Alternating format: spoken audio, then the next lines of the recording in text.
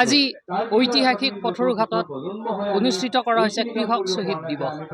1894 চনৰ 28 জানুৱাৰীৰ দিনটোতেই ইয়াতে ব্ৰিটিছ শাসকৰ শোষণ দমন নীতিৰ বিৰুদ্ধে প্ৰতিবাদ কৰিবলৈ আহি একেলগে মৃত্যু হৈছিল 7 কোটি কৃষকৰ।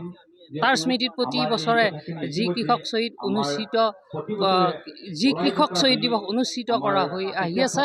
আজিৰ কাৰ্যসূচীত বৰ্তমান পুষ্পাঞ্জলি অৰ্পণ কাৰ্যসূচীটো সমাপন হৈছে। তাৰ পিছতেই এতিয়া আৰম্ভ হ'ব সৰ্বধৰ্ম সভা।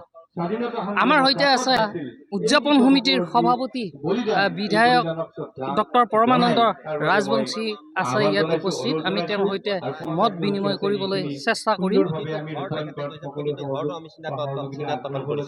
অকল এয়ে নহয় যে পথৰুঘাটৰ কৃষক শ্বহীদ যিমানখিনি আছে সেই আটাইখিনিয়ে পথ, আটাইখিনিয়ে ঘৰ, আটাইখিনিক এটা মৰ্যাদা দিবৰ কাৰণে আমি কাম আৰম্ভ কৰিলোঁ। এতিয়া কথা হৈছে কি যে আমাৰ আটাইতকৈ শোক লগা বা দুখ লগা কথাটো হৈছে কি ইয়াত যি সমাধিস্থলী, এই সমাধিস্থলী বিধায়ক হোৱাৰ পিছত প্ৰথমটো পদক্ষেপ কি আছিল আপোনাৰ?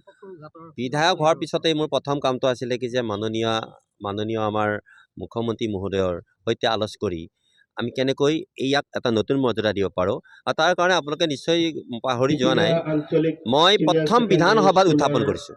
প্ৰথম বিধানসভা উত্থাপন কৰি এটা দীঘলীয়া বক্তৃতাও মই তাত দিছিলোঁ আৰু প্ৰত্যেকেই সেই কথাটো সমৰ্থন দিছিল। আৰু মই কৈছিলোঁ কি যে আমাৰ এইখন চৰকাৰৰ দিনতেই যি কাম স্মৃতিসৌধৰ কাম হোৱা নাই, বহুত কৃষকসকলক আমি শ্বহীদসকলক আমি মৰ্যাদা দিব পৰা নাই, চিনাক্তকৰণ কৰিব পৰা নাই, তেওঁলোকৰ আন্তঃগাঁথনি উন্নয়ন কৰিব পৰা নাই। এই কামখিনি কৰাৰ কাৰণে যিটো নেকি মোক সঁহাৰি দিছে, সেই সঁহাৰি মৰ্মেই মই এই বছৰ আপোনালোকে মন কৰিছে যে মাননীয় মুখ্যমন্ত্ৰী মহোদয়ৰ পৰামৰ্শ মতে গোটেই গাঁৱৰ ৰাইজৰ মাজত আমি সোমাই পৰিছোঁ। গোটেই গাঁৱৰ ৰাইজৰ মাজত এইকাৰণেই সোমাই পৰিছোঁ যে প্ৰত্যেকগৰাকী ব্যক্তিৰ মাজত প্ৰচন্ন হৈ থাকিব লাগিব কৃষক বিদ্ৰোহৰ সেই আমাৰ মহান শ্বহীদসকলৰ যি ত্যাগ। আটাইতকৈ ডাঙৰ কথা কি যে এইবাৰ ছাত্ৰ ছাত্ৰীসকলক যি চিত্ৰাংকন প্ৰতিযোগিতা পাতিছোঁ, যি ধৰণে নেকি আপোনালোকে মন কৰিছে যে এইবাৰ আমি বক্তৃতা প্ৰতিযোগিতা আয়োজন কৰিছোঁ, যি ধৰণে আজি আপোনালোকে লক্ষ্য কৰিছে যে আমি 70গৰাকী হ'ব বুলি কৈছিলোঁ, কিন্তু আজি প্ৰায় 200ৰো অধিক আমাৰ কৃষক শ্বহীদে যোগদান কৰিছে। 130 বছৰ পিছতো যি ন্যায্যতা পাব লাগিছিল পোৱা নাই, শেহতীয়া বৰ্তমান চৰকাৰে যথেষ্ট তৎপৰতা অৱলম্বন কৰিছে। নতুন কিবা পৰিকল্পনা আছে নেকি? নতুন পৰিকল্পনা আজি এটাই আমি কথা ঘোষণা কৰিছোঁ ইতিমধ্যে, সেয়া হৈছে কি যে আমাৰ এই যিটো স্মৃতিসৌধ, য'ত নেকি 140জন হিন্দু মুছলমানক ইয়াতে সমাধিস্থ কৰিছিল নিষ্ঠুৰ ইংৰাজে, গতিকে সেই স্মৃতিসৌধ নিৰ্মাণৰ কাম আজি আমি শুভাৰম্ভ কৰিম। আৰু প্ৰখ্যাত শিল্পী বিয়ন সিংহ ডাঙৰীয়াই সেই পথটো নিৰ্মাণ কৰিছে।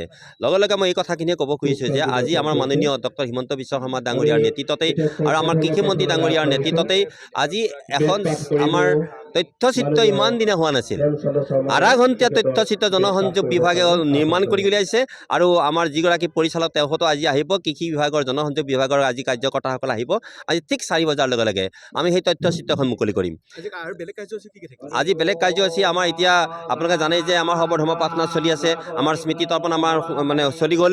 আটাইতকৈ গুৰুত্বপূৰ্ণ আমাৰ এক আটক ধুনীয়া আজি যি শোভাযাত্ৰা, সাংস্কৃতিক শোভাযাত্ৰা হ'ব, মুকলি সভা হ'ব, লগে লগে আমাৰ ভূমি পূজন হ'ব আমাৰ যিটো স্মৃতিসৌধৰ।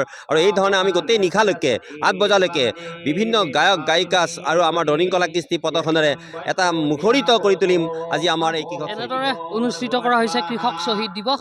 এতিয়া এই মুহূৰ্তত আৰম্ভ হৈছে সৰ্বধৰ্ম সভা। তাৰ পাছতেই 12 বজাত প্ৰায় 12 বজাত আহি পাব মন্ত্ৰী পীযুষ হাজৰিকা। তাৰপিছতেই ৰাইজমেল অনুষ্ঠিত কৰা হ'ব, য'ত উপস্থিত থাকিব কৃষিমন্ত্ৰী অতুল বৰা।